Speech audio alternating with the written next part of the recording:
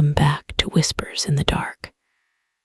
Tonight's story is not about ghosts that rattle chains or monsters that wait beneath the bed.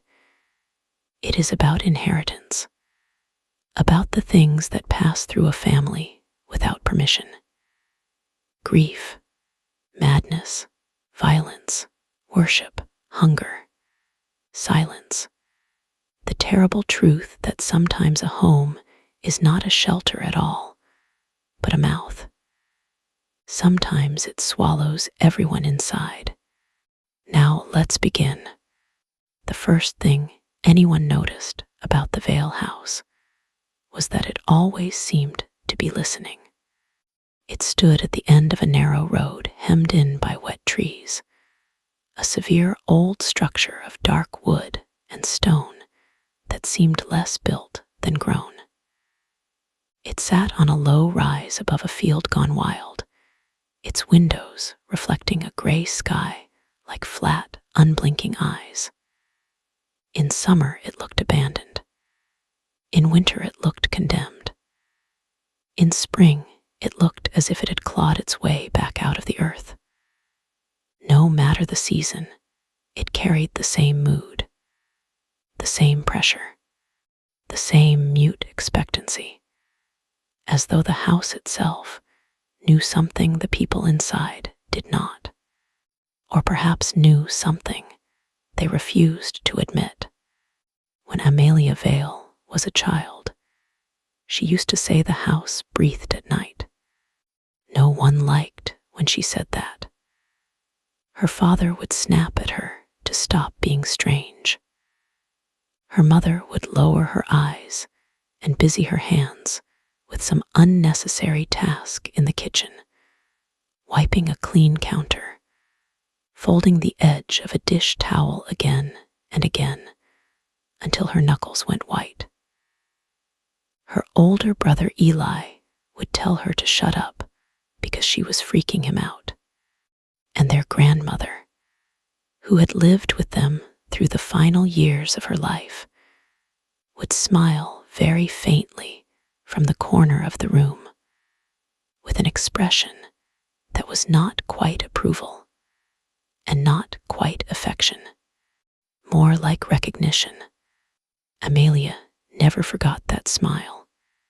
Years later, after the grandmother was buried, after the casseroles had been eaten, after the flowers on the dining table had begun to rot sweetly in their vases, Amelia found herself standing alone in the upstairs workroom that had once belonged to the old woman. Dust floated in the late afternoon light. The air smelled faintly of cedar, mothballs, and old perfume. Shelves crowded the walls, each packed with handmade figures, tiny furniture, delicate miniature rooms built to exact scale, little dead replicas of living places, tiny bedrooms, tiny chairs, tiny staircases, tiny people with painted eyes and frozen gestures, posed midlife as though someone had reached down and stopped them. Amelia hated that room, even as she loved its precision. She was an artist like her mother had been, though her mother no longer touched her materials after the funeral. Amelia made miniatures too, but hers were commissions, gallery pieces, private work for collectors. Controlled things, measured things. The old woman's miniatures were different, personal, obsessive, ritualistic. Every room looked like a memory pinned down and preserved. There was one of the nursery where Eli had slept as a baby. One of the dining room on the night their father smashed every plate in the house during one of his drunken rages. One of the hospital room where Amelia had woken at 16 after swallowing a bottle of pills and living through it against her will. The old woman recreated all of it. Not lovingly, accurately. Amelia stood frozen before that one for a long time. The tiny pale figure in the bed, the miniature hospital gown, the curled fingers, the opened mouth, the machine beside the bed with its dim green line. Even the angle of the harsh fluorescent light had been copied exactly. It was like seeing herself as a dead insect mounted behind glass. She backed away so quickly she knocked into a narrow cabinet. Something inside rattled. She caught the cabinet door before it could swing open and expose whatever was stored there. For a second, her fingers rested on the cool brass handle. Then she opened it. Inside were photo albums stacked atop old journals bound in cracked black leather. A silver bowl stained dark at the edges. Bundles of dried herbs tied with faded string. A necklace made of tiny white beads and what looked disturbingly like milk teeth. Amelia recoiled. At the bottom of the cabinet lay a folded square of fabric. She lifted it carefully and shook it open. It was a child's nightgown. On the collar, embroidered in thread so old it had browned with age, was one word. Ellen. That had been her grandmother's name. Amelia dropped the gown as if it had burned her. From downstairs came the sudden sharp sound of a cup breaking. Amelia hurried down and found her mother, Judith, standing rigid by the kitchen sink. A mug lay in pieces across the floor, coffee spreading into the grout in dark veins. Judith did not move. She stared out the window over the sink into the dying light. "Mom," Amelia said. Judith blinked once, as though returning from a great distance. Her face was thin with sleeplessness, the skin around her eyes bruised blue. She had always been a beautiful woman in a severe and difficult way, all high cheekbones and compressed emotion. But grief had made her look carved from wax left too near a fire. Her lips parted. "Did you hear that?" she asked. "Hear what?" "Someone in the hall." Amelia looked toward the doorway. Nothing there. Just the long corridor running toward the front of the house, dim already in the sinking evening. "It was probably the heater," she said. Judith nodded too quickly. Yes, of course, the heater. But she did not sound convinced. That night, Amelia dreamed of the workroom. In the dream, she was small again, maybe 7 or 8, walking barefoot across the cold wooden floor, while moonlight painted the room in hard silver shapes. The miniatures on the shelves had all been rearranged. Every tiny figure had turned to face her. At the center of the room stood her grandmother in that old embroidered nightgown, her bare feet gray with dust, her long hair hanging in wisps around a face too still to be alive. She held something bundled in her arms. When Amelia drew closer, she saw it was a bird, a black bird with its head torn off. Blood soaked the front of the nightgown. It dripped soundlessly onto the floorboards. Her grandmother lifted her eyes and smiled that same small, familiar smile. Then she opened her mouth, impossibly wide, and a clicking sound came from somewhere deep in her throat. Amelia woke in the dark, with her own jaw clenched, so hard it ached. From the room across the hall came a matching click. She sat up. The house was silent otherwise. The heater was off. No rain, no wind. She held her breath and listened. There it was again. A soft, wet little click. Amelia rose from her bed and opened her bedroom door. The hallway was a tunnel of shadow. At the far end, a strip of yellow light showed beneath Eli's door. He was home from university for a few weeks after the funeral and spent most nights shut inside his room, pretending not to hear their mother crying through the walls. Amelia took 2 steps toward his room. The click came from above her. She looked up. For one incomprehensible second, she thought someone was crouched in the angle where the wall met the ceiling. A shape folded into the darkness like a huge spider. Pale knuckles, loose gray cloth, a face hidden in shadow. Then lightning flashed far away beyond the window at the end of the hall, and the shape was gone. Amelia stumbled backward, hit the opposite wall, and nearly fell.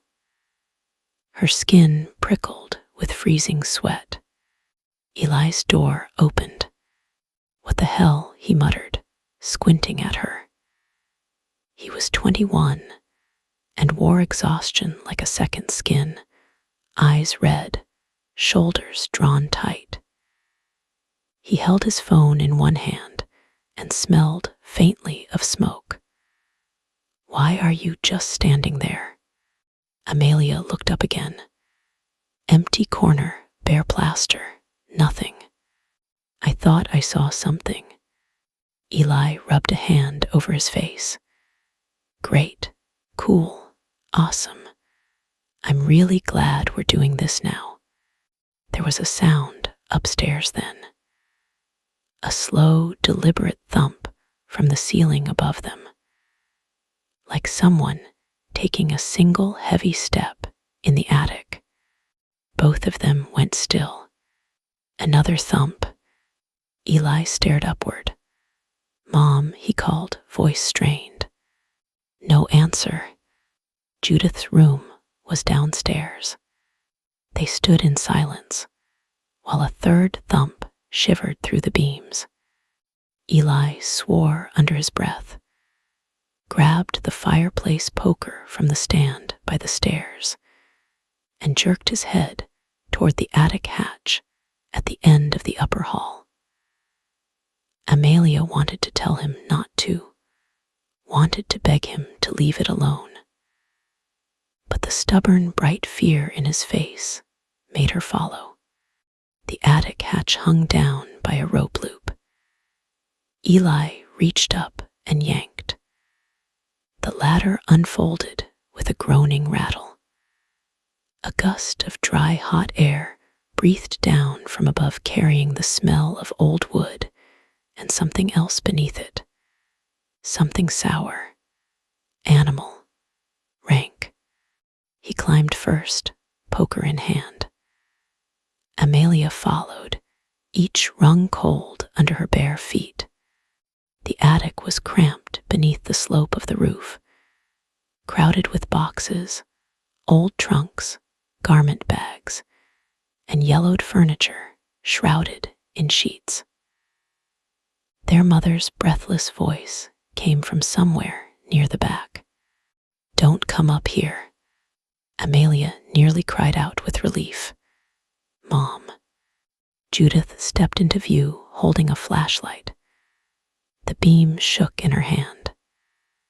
She looked wild, hair loose around her shoulders, pupils too large. There was a smudge of black dirt across one cheek. "What are you doing?" Eli demanded. Judith licked her lips. I heard rats. Rats, he said flatly. At 2 in the morning. Yes. The flashlight beam slid away for a second and lit the far corner. A circle had been marked on the floorboards in white chalk. Inside it lay candles, melted low and stuck to saucers. Dried flowers, a stack of photographs, and in the center, a tiny figure made of sticks and thread and what looked horribly like human hair. Judith swung the light away too fast. Amelia's stomach dropped. Mom, she whispered. Judith's voice turned sharp with panic. Go downstairs, both of you, right now. Eli looked from Judith to the chalk circle and back again. Are you out of your mind? I said go downstairs. He did not move. Judith's face altered. Not changed exactly, but tightened into some harder, older thing beneath the grief. For a moment, Amelia saw her grandmother there.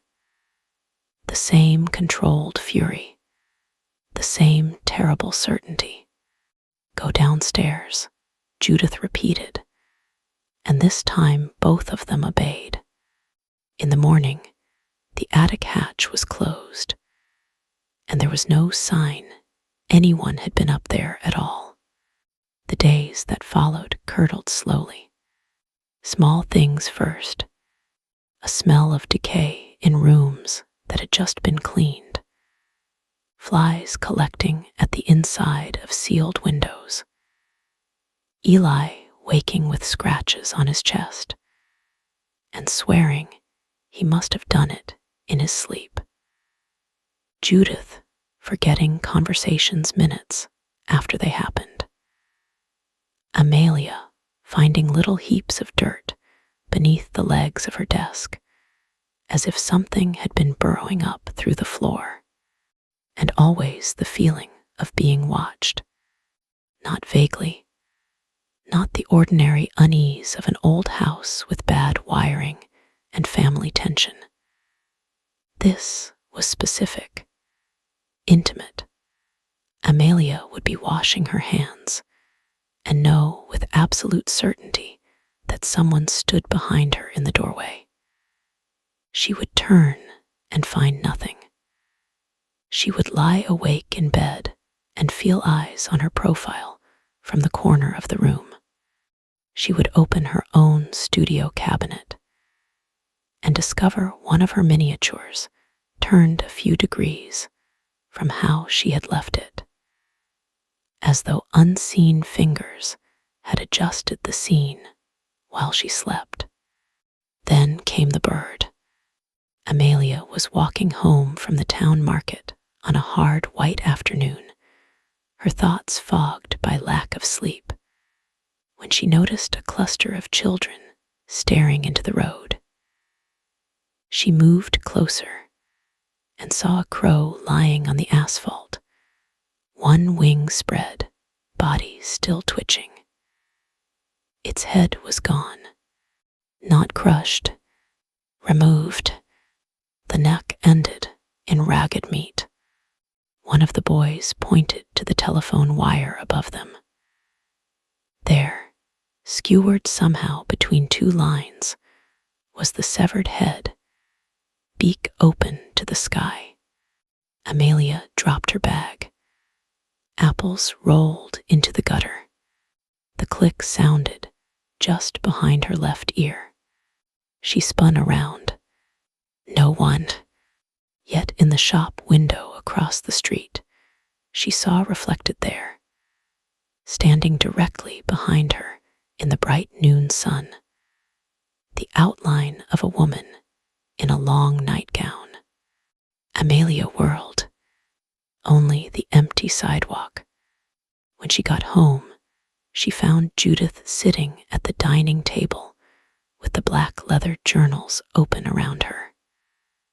Her fingers were stained with old ink. Several pages had been torn out and lay crumpled beside her. She looked up with eyes so hollow Amelia barely recognized her. "Your grandmother was not well," Judith said. Amelia set the groceries down carefully. "No kidding." "No," Judith said. "I mean, she believed things. She belonged to groups. She had friends I was never allowed to meet. She kept trying to put people inside us." Amelia stood motionless. "What?" Judith laughed once, a short, ugly sound. "I know how that sounds. Believe me, I know. But when I was pregnant with your brother, she insisted on being in the room. She wanted to hold him first, called him her little king. When you were born, I kept her away as long as I could. I thought if I kept her away, if I cut off her access, maybe whatever sickness she had would stop with her. But it never did. It just waited."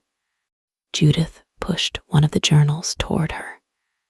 The pages were dense with spidery handwriting and careful diagrams.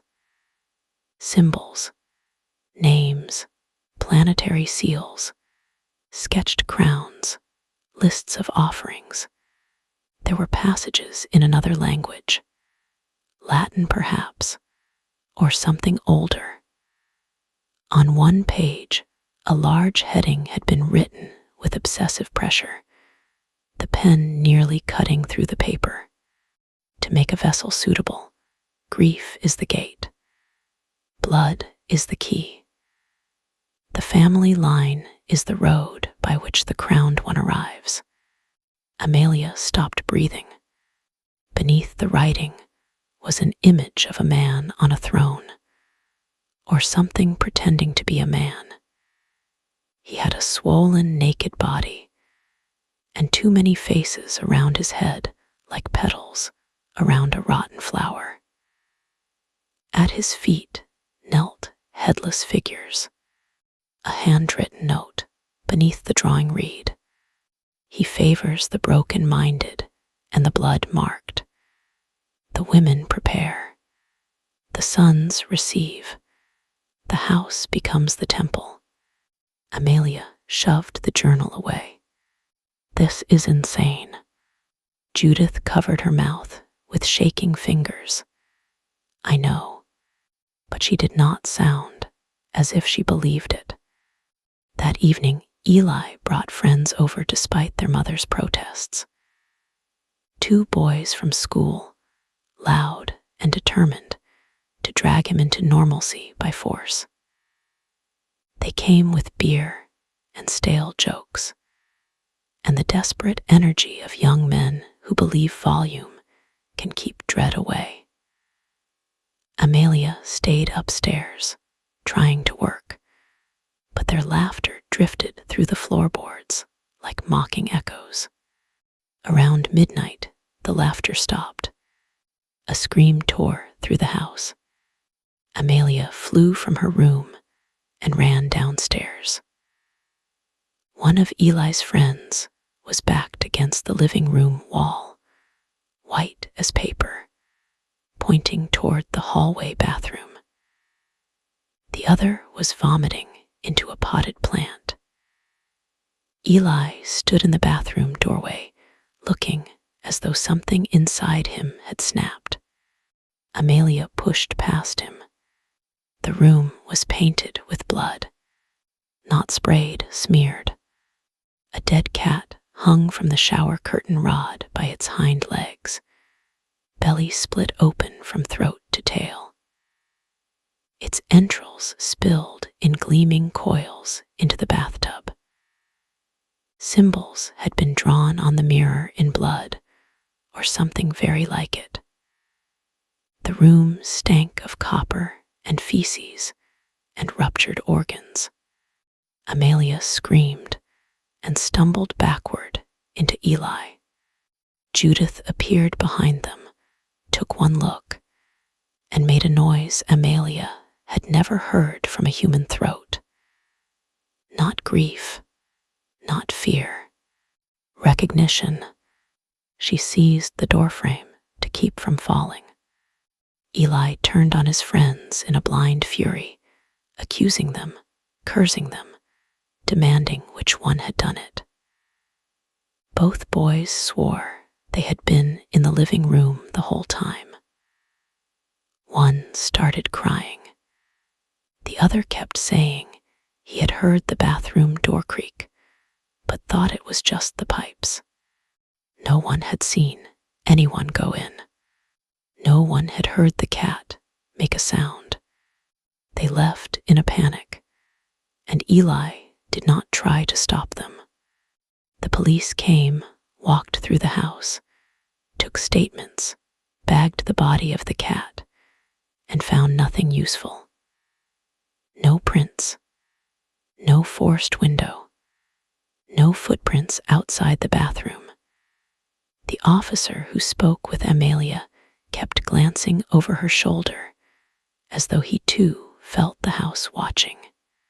After they left, Judith locked every door and window, then nailed a line of salt across each threshold. Eli stared at her. "Are you serious right now?" Judith did not answer. That night, Amelia woke to chanting. Soft at first, almost lost beneath the rain beginning outside. A rhythm more than a melody. Human voices layered low and steady, rising and falling in a language her mind rejected. She sat up, heart hammering, and looked to the window. Shapes moved in the field beyond the house. Dozens of them. People in pale robes walking barefoot through the mud, carrying candles cupped in both hands.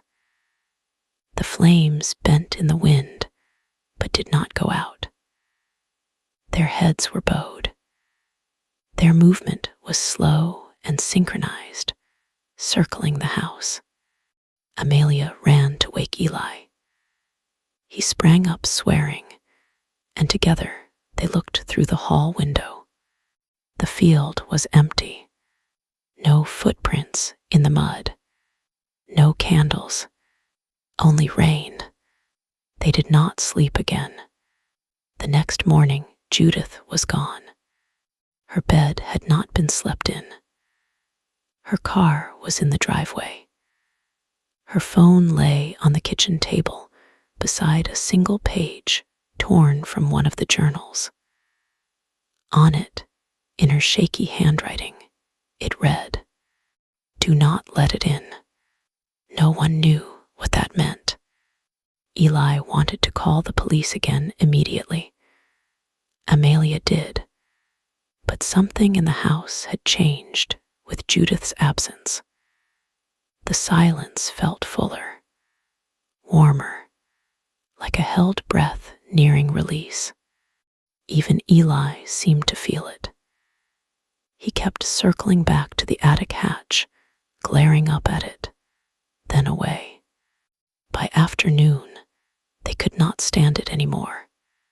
The attic was no longer empty.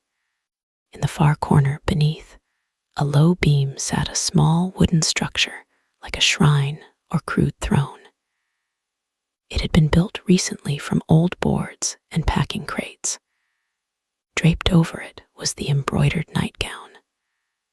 Around it were candles, feathers, teeth, clay bowls of blackened fruit, dead flowers, and photographs of every member of the family, from infancy to now. Some photos had the eyes scratched out.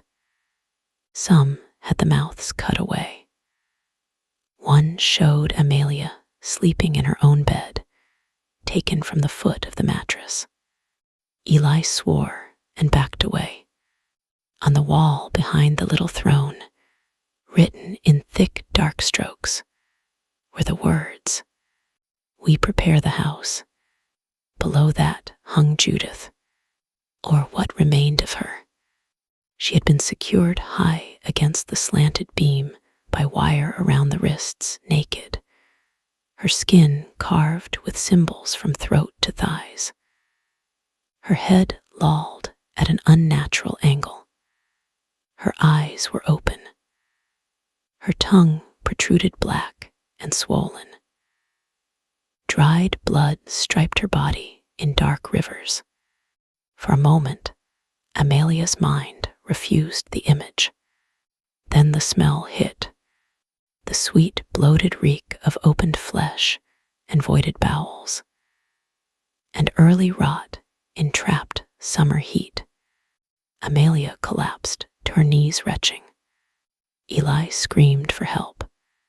What happened next would later fracture in both their memories, each detail jagged and wrong as broken glass. Eli said Amelia began laughing. Amelia said Eli did. Amelia remembered a sharp sound, like wire pulled taut, a wet, tearing noise, and Judith's body dropping from the beam to the floor, with one arm twisting behind her back. Eli remembered the candles lighting themselves one after another in a ring of blue flame, but both of them remembered the figure standing behind the little throne. Grandmother Ellen. Not a memory, not a feeling, her. She stood in the dim attic light in her nightgown, hands clasped gently before her bloodless body, her mouth stretched in that tiny, private smile. Then her jaw clicked open, and the room went dark. When Amelia woke, she was in her own bed, the morning sun lying across the floor like nothing had happened. For one impossible second, she thought she had dreamed it. Then she smelled death.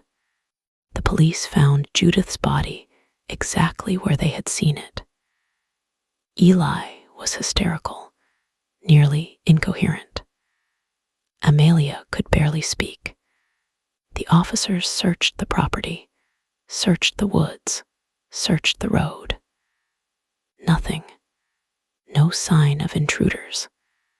No sign of how Judith had gotten up there. No evidence anyone else had been inside the house besides the family. No evidence of the shrine. By the time the detectives returned with gloves and cameras, the little throne was gone. The candles were gone. The feathers, the flowers, the photographs. Even the writing on the wall had vanished, as though the wood had never held a mark. The officers looked at Amelia and Eli with the cautious, guarded expressions reserved for people who may be victims or may be dangerous themselves. After Judith's funeral, social services suggested temporary placement with an aunt in another county. Neither Amelia nor Eli wanted to leave the house. That was the first true sign that something had hold of them. They told themselves it was because the house was all they had left, because leaving felt like surrender, because trauma makes people irrational. But the truth ran deeper. They were rooted there, dragged there. Their dread had become attachment. The house frightened them, and yet the thought of abandoning it felt unbearable, as if some organ would be ripped from their bodies if they crossed the property line for good. So they stayed, and the house began to feed. Eli worsened first. He stopped sleeping entirely. His eyes sank into bruised hollows. He muttered under his breath. He forgot hours at a time. Amelia would find him in rooms with no memory of entering them, standing motionless and staring at the walls. Once she came downstairs at dawn and found him kneeling in front of the cold fireplace with his forehead pressed to the floorboards. Around him, arranged in a perfect spiral, were the baby teeth he swore he did not remember collecting. Another time, she found him in the kitchen sawing through a raw steak with a hunting knife, not cooking it, not speaking, just slicing and slicing, until the meat became a heap of red threads in his hands. His fingers were bloody to the wrist. "Eli," she whispered. He lifted his face slowly. There was blood on his lips. "I dreamed I had antlers," he said. "I dreamed something was wearing me from the inside." Amelia wanted to run. Instead, she took the knife away and sat with him until his shaking stopped. But she was not safe either. She began hearing their grandmother's voice in the walls. Not full sentences at first, just fragments breathed between the studs. Little coaxing phrases. "Sweet girl, open the door. Look up. Come upstairs." Then full sentences in the dead middle of otherwise ordinary days. "He is almost ready. You were never meant to stay yourself." One evening, while trying desperately to finish a commission miniature, Amelia discovered that her hands were no longer making what she intended. She had started building a room she did not recognize, a circular chamber with no windows, lined with kneeling figures. At its center stood a tiny throne. Above it hung a headless body. She dropped the piece and stumbled back, horrified. On the work table beside it lay a little crown made of twisted gold wire. She had no memory of making that either. Storms gathered over the valley through the following week, black massing skis that never fully broke. The air became electrically tense. Dogs in neighboring farms barked all night. Livestock were found mutilated in the fields, bloodless and carefully arranged. The town began to whisper about coyotes, then cults, then worse. People avoided the Vale Road after dark. On the 7th night, after Judith's funeral, Amelia woke to the sensation of fingers combing gently through her hair. She did not move. Every muscle locked. The room was utterly dark. But she knew with animal certainty that someone sat on the edge of her mattress. The fingers continued, stroking from scalp to nape with hideous tenderness. Then a mouth moved close to her ear and whispered in her grandmother's dry, papery voice, "Do not be afraid of your family." The weight vanished. Amelia bolted upright and turned on the lamp. No one, but on the sheet beside her lay a single tooth. Human, tiny. At dawn, she packed a bag and told Eli they were leaving. Right then, no argument, motel, shelter, friend's couch. She did not care. Eli stood in the foyer listening, face blank. Then he smiled. Not Eli's smile. Too wide, too pleased, too old.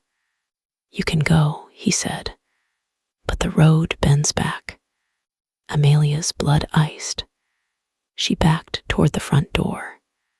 Eli's head tilted with slow, bird-like curiosity. When he spoke again, two voices overlapped in his throat. His and something deeper, heavier, resonant with obscene calm. "The women have done well." Amelia ran. She wrenched open the door and sprinted into the morning rain barefoot, bag clutched to her chest. Gravel bit into her feet. Branches lashed her face as she tore down the drive. The road was straight. She knew that road. She had walked it all her life. Yet after what felt like 20 panicked minutes of running through rain and mud and ragged breath, the trees opened and the Vale house stood before her again. Exactly before her, as if she had only circled the property. Amelia stopped dead, choking on terror. Impossible. She turned, chose a different direction through the trees, and ran until her lungs burned raw. The house found her again. Not the same angle, not the same patch of yard, but always there, waiting among the trees like the fixed center of a maze built around her. By the fourth time, Amelia was sobbing. She could hear voices in the woods now. Bare feet moving through wet leaves, murmured prayer, the click of tongues, pale figures gliding between trunks at the edges of sight. She staggered back to the porch because there was nowhere else to go. The front door stood open. Inside, the house was full of candles. Hundreds of them lined the hall, the stairs, the tables, every windowsill. Flames quivered in unison, giving the rooms the amber, trembling beauty of a church or a slaughterhouse prepared for ceremony. The wallpaper looked darker in that light, redder somehow. From upstairs came chanting. Amelia crept toward the staircase. Her feet left muddy prints on the floorboards. The chanting grew louder as she climbed, a layered pulse of voices rising and falling in a language that seemed to throb behind her eyes rather than enter through her ears. At the top of the stairs, she saw them. People filled the hallway, a dozen at least, perhaps more. Men and women of all ages standing shoulder to shoulder in white robes stained at the hems with mud. Their heads were bowed. Their hands were folded. Some had burns on their palms. Some wore crowns of woven branches. Several had no hair at all. Every face was expressionless. They parted soundlessly to let her pass. Amelia pressed herself against the wall, shaking. None of them touched her. At the end of the hall, the attic hatch was open. The chanting poured down from above like heat. Amelia climbed. The attic had become a sanctuary. The space was impossibly larger than before, the slanted ceiling lost in shadow, the walls draped in dark cloth. Candles circled a wide, cleared floor painted with symbols in blood. The little wooden throne had been rebuilt larger, draped in black velvet, crowned with antlers and gold wire. At its foot knelt the robed figures, dozens of them, heads lowered. And on the throne sat Eli. Or what wore Eli now? He was naked, except for the gold wire crown sunk into his brow. His skin was marked with cuts, dried herbs, and some glistening oil that made him shine in the candlelight. His chest rose and fell too slowly. His eyes were open, but rolled almost white. Blood ran from one nostril. Around his throat hung a necklace of teeth. Behind him stood the dead women, Judith, Ellen, others Amelia did not know. Their bodies were gray and stiff and upright as dolls, mouths hanging slightly open. Flies drifted around them in the warm attic air. Their heads turned as one when Amelia entered. The chanting stopped. Silence dropped with physical weight. Eli's eyes rolled down to meet hers. For an instant, she saw him in there. Truly saw him. A trapped human terror pounding at the windows of his own face. "Amelia," he whispered. She took one step forward. Then his expression split open into ecstasy. The voice that came out of him was vast, and male and joyous, and inhuman. Blood remembers. The kneeling crowd bent until their foreheads touched the floor. Amelia backed away. Someone seized her wrists from behind. Cold fingers. More hands caught her shoulders. She thrashed and screamed, but the robed figures closed around her with impossible strength. They dragged her to the center of the painted symbols and forced her to her knees. An old man with cataract white eyes approached carrying a shallow silver bowl. Inside floated something dark and thick. He touched the bowl to her lips. She jerked away, but fingers clamped her jaw. The liquid flooded into her mouth. It tasted of pennies, ash, and spoiled honey. Amelia gagged. The room lurched. Candles elongated.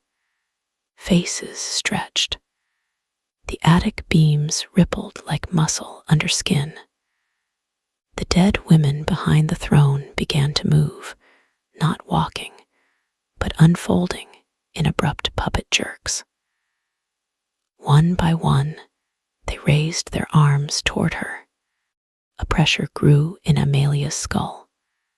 Not pain at first, expansion, as though something vast were trying to force its way through passages too small to contain it.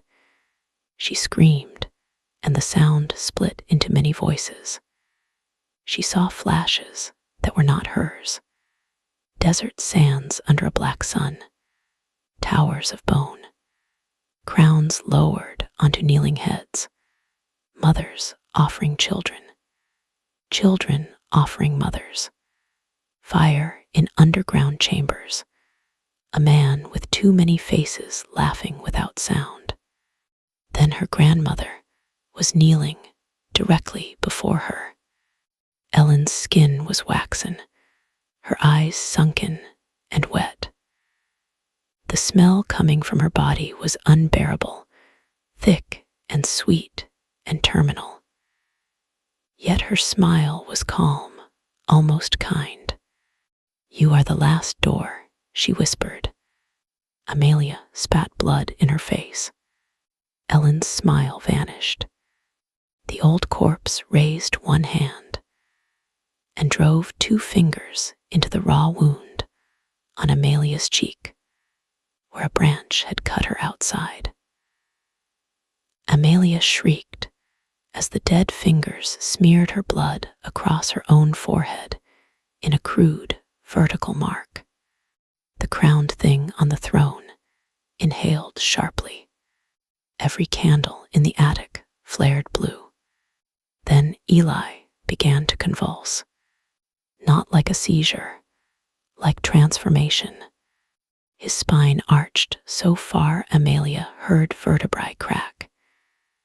His mouth opened impossibly wide, and a sound poured out, not a scream, but many voices forcing through one throat. His ribs seemed to move beneath the skin like trapped hands. Blood streamed from his eyes. The wire crown cut deeper into his scalp as his skull strained beneath it. The crowd bowed lower, moaning in reverence. Amelia tore one arm free and grabbed the silver bowl from the floor. She hurled it into the candles nearest the draped wall. Flame leaped instantly up the cloth. For the first time, the congregation broke composure. Voices rose. Bodies turned. Someone shouted. Fire ran along the drapery with ravenous speed, climbing the attic sides in sheets of orange. Amelia ripped herself loose and crawled toward Eli. He was choking now, gagging on blood, fingers clawing the arms of the throne. Beneath the monstrous expression, his eyes found hers again. "Help me," he mouthed. She reached him just as the first burning beam crashed down behind them. The heat was savage. Smoke thickened at once, black and greasy. Flames crawled over the dead women, and they did not flinch. Their hair caught. Their skin split. Fat hissed in the fire. Amelia seized the gold wire crown with both hands and yanked. It had hooked into Eli's flesh. He screamed, human now, horribly human. "I'm sorry," she cried, and pulled harder. The crown tore free, with strips of skin. Eli collapsed forward into her arms. For 1 second, the attic seemed to inhale. All the voices stopped. The candles guttered. The robed figures looked up in shared confusion. Then something hit the house. Not wind, not thunder. Impact. A force from above so immense the roof groaned, and every window in the house exploded inward at once. Glass rained through the smoke. The floor heaved. The congregation began screaming now in earnest, no longer holy, no longer composed, just people burning. A shape descended through the torn dark above. It had no stable form. Amelia would later remember antlers, wings, hands, eyes, a crown, a swollen torso, faces opening and closing like flowers in rot. Yet none of those memories held still. The thing was too large for sight, too wrong for the mind to keep. Its presence was a violation more than an appearance, a pressure that bent thought and turned terror into worship if it touched you too long. Everyone around Amelia dropped prostrate. Everyone except Amelia and Eli.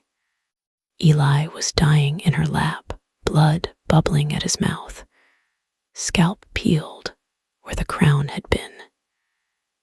He stared up through the smoke at the descending thing and began to sob. "No," he whispered. "No, no, no." The thing turned toward Amelia, and she understood with soul-deep certainty that it knew her, had always known her, had waited before her birth, before her mother's birth, perhaps before the house itself, carried in whispers and wounds through generation after generation, until the line bent toward this single room and this single moment. All her life had been architecture. All their suffering had been preparation. The house, the grief, the deaths, the fear, the blood. None of it random. None of it meaningless. They had been built into the shape of a door. The thing moved closer. Amelia clutched Eli and looked around wildly. The fire was spreading fast now. Beams cracked overhead. The robed congregation crawled or burned. Ellen's corpse stood at the edge of the flames, with skin hanging from one arm in ribbons, still smiling through blistered lips. There was no escape, so Amelia did the only thing left. She took Eli's face in both hands, kissed his forehead, and whispered, "I'm here." Then she drove her thumbs into his eyes. He convulsed once and went limp. The attic screamed. Not the people, the attic itself. A sound of wood, flame, air, memory, lineage, and blasphemy tearing all at once. The descending thing recoiled. Black blood or shadow burst from Eli's sockets and sprayed across Amelia's face. The mark on her forehead burned like molten metal. Something inside her tore loose. Not flesh. Something older, deeper. The room blurred. She heard her grandmother shrieking now. Her first truly human sound. "You ruined it." The flames surged white. Amelia stood on shaking legs as the entire sanctuary buckled around her. The throne collapsed. Burning cloth fell. The great shape above twisted in fury or pain, drawing in on itself like a storm revering. The circle had broken. The vessel had been blinded. The line had been interrupted with an act so intimate and grotesque, it shattered whatever order had been prepared. Amelia stumbled toward the attic ladder through smoke so thick she could no longer see more than a few feet. Burning hands grabbed at her, but lacked strength. One of the robed figures, face slewing away from heat, clutched her ankle and begged in a child's voice, "Please do not leave us with him." She kicked free, half falling, half sliding. She made it down the ladder as fire ate through the beams above. The upper hallway was already choking with smoke. The congregation below was in chaos, some fleeing, some kneeling in prayer as flames climbed their robes. The walls were blackening. Somewhere in the house, a great, deep, rhythmic pounding had begun, as if something huge were trying to move through spaces too small to hold it. Amelia reached the staircase and nearly went over the rail when the front door slammed shut on its own. She ran to it and pulled. Locked. Every lock she had turned that morning was thrown. Behind her, footsteps approached through the smoke. Clicky, clicky, clicky. Amelia turned. Grandmother Ellen stood at the far end of the hall, burning. Her nightgown had caught from hem to shoulder, flames running blue and orange over the cloth. The skin of her face had split open across one cheek, exposing teeth and dark shrinking muscle.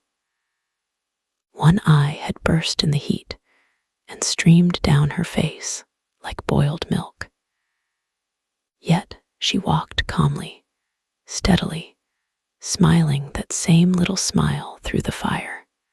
She opened her mouth. Inside was only darkness. Amelia snatched the iron umbrella stand from the foyer and hurled it through the stained glass panel beside the front door. The glass shattered outward.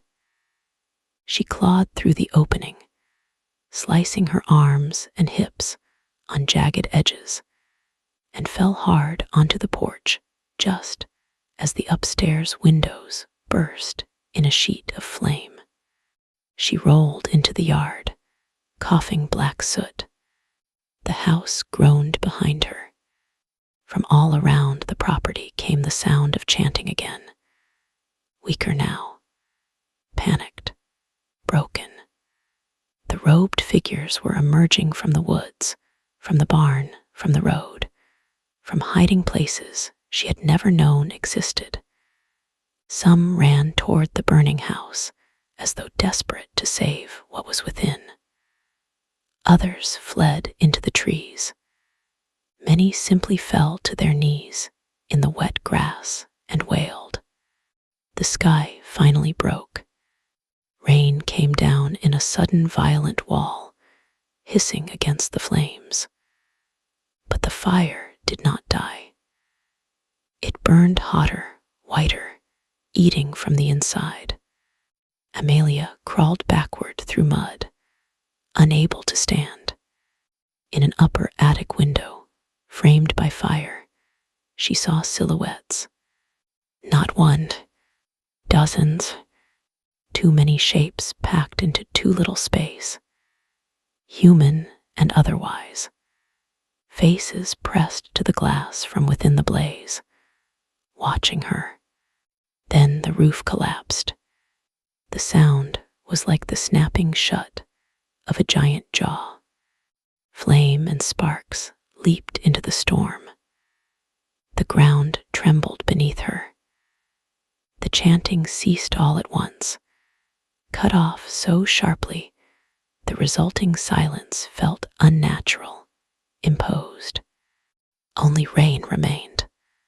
Rain on grass, rain on ash, rain on the ruined bones of the Vale house. By dawn, the authorities had arrived. Fire crews, police, ambulances, questions, blankets, gentle hands, hard eyes. They found human remains in the wreckage, though not enough to count cleanly. Several local missing persons cases were quietly reopened. News spread in low, horrified waves through the county. The old house fire became a cautionary murmur, then a headline, then a rumor pregnant with ever stranger details. Cult activity, drug psychosis, shared delusion, homicide, family curse, Satanists. Nothing confirmed, everything denied. Amelia gave her statement in fragments. She told the truth as far as language allowed. It sounded like madness. The detectives wrote it down anyway. No charges were ever brought. No clear explanation was ever offered. The land where the house stood was eventually bought by a development company, then abruptly abandoned after 2 workers disappeared during excavation of the foundation. Years later, the lot remained empty. The soil, their refusing grass. Amelia left the county. She cut her hair, changed cities, changed names twice, never married, never had children, never again worked in miniature. But some inheritances are not escaped by distance. In the years that followed, she woke many times to hear that soft little click from a dark corner of whatever room she slept in. She would feel eyes on her from the ceiling. She would find dead birds on her windowsill with their heads neatly removed. Once, in a hotel bathroom 3 states away, she looked into the mirror and saw behind her the faint reflection of a woman in an embroidered nightgown, smiling as if patient. On the rare nights Amelia managed real sleep, she dreamed of houses. Not always the Vale house, sometimes an apartment, sometimes a stranger's bungalow, sometimes a place made entirely of halls and staircases that turned back on themselves like intestines. But in every dream, she knew the same thing. Something was inside before the family ever moved in. waiting in the crawl spaces, learning their names. And when she woke, there was always that final lingering certainty, colder than fear, quieter than grief. She had not closed the last door. She had only delayed what was coming through. So if you have made it this far, and if you are listening in the dark, take a moment now and think of the house you live in. Think of the sounds it makes when everyone else is asleep. Think of the places you do not look directly at after midnight. The corner near the ceiling, the crack in the closet door, the attic hatch, the reflection in the hall mirror when you pass too quickly to be sure what you saw. Thank you for listening. Leave a like and subscribe. Good night. Whispers of a love so true, painting dreams of me and you. And I'll hold you close in this